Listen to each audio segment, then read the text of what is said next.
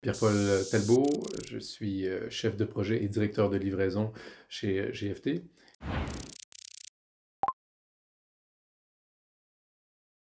Peux-tu me présenter le métier de chef de projet en quelques mots? Eh bien, soit on crée les projets, on apprend à les planifier, on apprend à les contrôler. Il faut aussi être en mesure de pouvoir diriger et il faut avoir un certain leadership avec les gens pour finalement, à la fin, arriver à la fermeture du projet et donc de pouvoir avoir atteint les objectifs que l'entreprise voulait et pour la raison pour laquelle on a créé le projet finalement. Quelles sont les principales responsabilités au sein des mandats chez les clients? Un chef de projet, il a l'obligation finalement de porter ce projet-là. Donc les responsabilités sont de type financier, mais aussi au type humain. C'est-à-dire qu'aujourd'hui, pour faire un projet, on a besoin de gens, on a besoin d'experts, et donc il faut savoir à la fois gérer des montants d'argent souvent importants, des attentes par rapport à ces montants-là, mais aussi des gens derrière qui ont besoin d'être rassurés, d'être motivés. Et donc, c'est sur des responsabilités plutôt financières et humaines. Sur quelles techniques s'appuie le métier? Il y a beaucoup de méthodologies différentes qui existent dans le monde du projet et ça dépend toujours aussi du domaine. Là, on est en informatique plus spécifiquement. Et donc, on a plutôt affaire à des méthodes agiles qu'on appelle aujourd'hui. On cherche plus à avoir les gens qui sont responsabilisés dans les projets et donc chaque étage, donc on parle souvent des N1, N2, N3, hein, c'est pas ça qui est important dans les projets, c'est plutôt les responsabilités par rapport au type de poste. Donc le développeur, l'analyste, l'architecte, chacun ont leur sphère de compétences et on s'attend d'eux de pouvoir s'auto-responsabiliser de manière à faire émerger les solutions et les besoins avec les métiers. Et donc, on parle de méthodologie agile qui permettent aux gens de se responsabiliser, comme je disais, et d'atteindre les objectifs de façon itérative. Donc, on fait des sprints. Hein. Imaginons un sprint de 4 semaines dans lequel, au début du sprint, on définit la portée de ce qu'on veut voir à la fin. Pendant 4 semaines, on travaille sur la portée à réaliser. Et à la fin de la quatrième semaine, on fait une démonstration avec toute l'équipe pour voir est-ce que ce qu'on a fait était réellement ce qu'on pensait. Et par rapport à ça, on se prend des notes, on améliore pour la prochaine sprint. Et on fait aussi une rétro qu'on appelle. C'est-à-dire que les gens vont pouvoir s'exprimer sur qu'est-ce qui a bien été, qu'est-ce qui a moins bien été et quelles sont les choses qu'on devrait faire pour s'améliorer à l'avenir. Et donc ces rétros-là nous permettent de s'améliorer pour les prochains sprints aussi. Donc c'est toujours une optique d'amélioration continue rapide. On ne reste pas dans une méthode pendant 6 mois pour ensuite se rendre compte que ben non, finalement, c'était pas ça. Quels sont les enjeux? C'est très compliqué de faire face à l'informatique pour les raisons suivantes. Si je compare avec le matériel, si on a un exemple, un ingénieur civil va construire un bâtiment, eh bien, au couler du béton, aujourd'hui, on connaît comment ça fonctionne. On connaît les métriques, on sait les forces appliquées, on sait que si on a besoin de supporter 3 tonnes, il faut le faire de telle façon, 6 tonnes d'une autre façon. En informatique, les besoins d'une personne, c'est compliqué à aller chercher. J'aimerais bien que le logiciel fasse ça. D'accord, mais encore. Et oui, ben, au prix que j'ai payé, ça devrait faire tout ça déjà. Et donc, c'est d'être capable de pouvoir aller chercher le besoin, de rassurer la personne avec qui on travaille pour lui dire, mais non, on va arriver à nos fins, tout en sachant que la zone, elle est très grise. C'est pas blanc, c'est pas noir. C'est quelque part entre les deux. Donc, gérer les attentes. Gérer, ça, c'est vraiment une des choses, des enjeux les plus importants, c'est gérer les attentes, gérer les risques. Il peut y arriver plein de choses. Le Covid, c'est un exemple qui est arrivé dernièrement, hein, on le sait tous. Eh bien, comment on gère un projet international pendant le Covid? C'est pas évident. Donc ça, c'est aussi un autre enjeu. Les langues. Aujourd'hui, trouver des gens qui sont capables de travailler dans la même langue sur un même projet, ça devient de plus en plus compliqué. Il y a une rareté dans les ressources techniques. Donc ça aussi, c'est un autre enjeu, d'être capable de faire travailler des gens avec des cultures différentes. Tout ça en même temps qu'il y avait le télétravail. C'était vraiment un gros enjeu. Il y a aussi l'enjeu de pression. Ça, on va pas se mentir, un chef de projet, il faut être une personne qui aime vivre sous la pression. C'est pas possible, pas un poste tranquille. Comment devient-on chef de projet? Il y a plusieurs parcours possibles. Moi, je suis canadien, vous avez probablement vu avec l'accent. Et donc, moi, de mon côté, pour devenir chef de projet, j'ai été un technicien.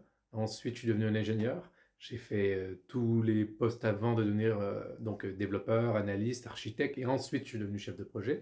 Il y a des gens qui vont, je pense ici en France, qui vont dans les écoles HEC ou des choses comme ça, qui eux deviennent chefs de projet presque automatiquement par la suite. Il y avait plusieurs parcours. Moi, ce que je recommande aux gens, par contre, c'est d'essayer de faire une marche à la fois, de manière à comprendre l'ensemble d'univers informatique.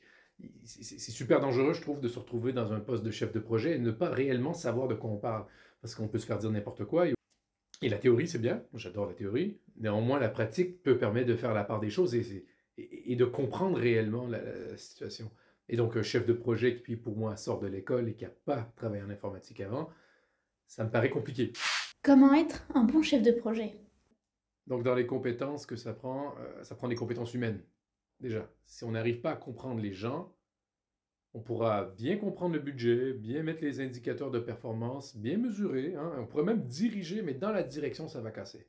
Ça va casser parce que là, on va vouloir trop contrôler et sans pouvoir connecter avec les humains, on n'aura pas le résultat qu'on souhaite. Et donc tout le reste, même si on a compris, on n'aura jamais la synergie nécessaire.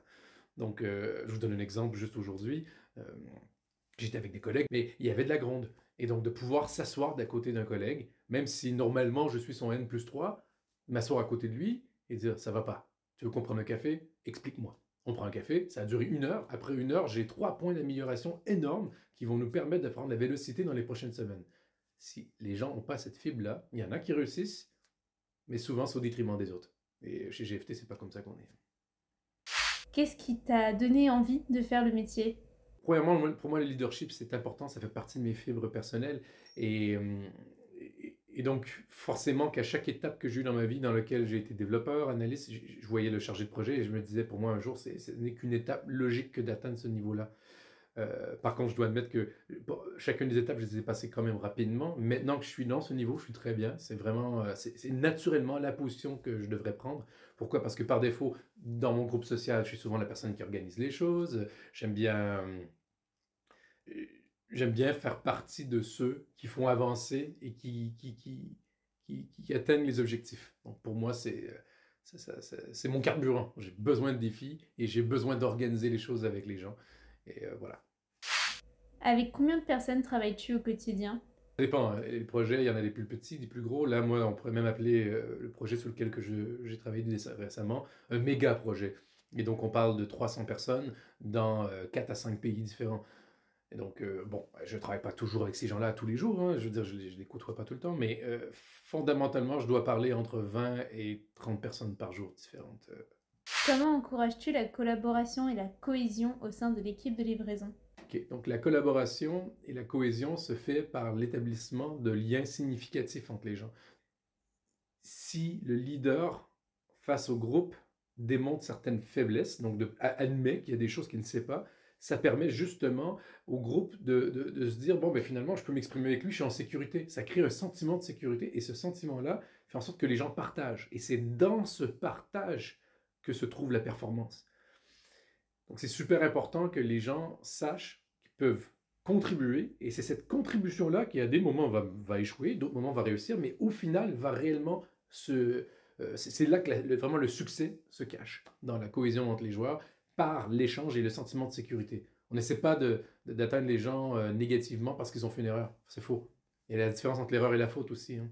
Donc l'erreur, ce n'est pas intentionnel, la faute l'est, elle. Et donc de faire des erreurs, c'est normal. Et il faut encourager que les gens fassent des erreurs pour arriver à faire le succès. Qu'est-ce qui te fait grandir professionnellement au sein de GFT? Il faut savoir qu'en France, pour nous ici, c'est un bureau qui est d'une taille encore plus humainement facile à gérer. C'est-à-dire qu'on est en bas de 100, hein, on est moins de 100 personnes. Et donc, on a plein de possibilités de grandir, on a plein de possibilités de faire. Il y a tellement de choses à faire que si on veut, on peut lever la main et on peut faire une différence. Donc moi, c'est une des choses que c'était absolument nécessaire. Je ne pouvais pas rentrer dans une petite boîte et dire, bon, ben ça y est, je vais tourner dans ce petit carré pendant toute ma vie. Non. Tandis qu'ici, on est vraiment humain, on aime que les gens aient des initiatives. On voit, c'est effervescent, ça bouge. Donc non, c'est une boîte humaine qui me permet de me sentir moi-même. Peux-tu me décrire le métier en 3 mots? Courage, leadership, ingéniosité.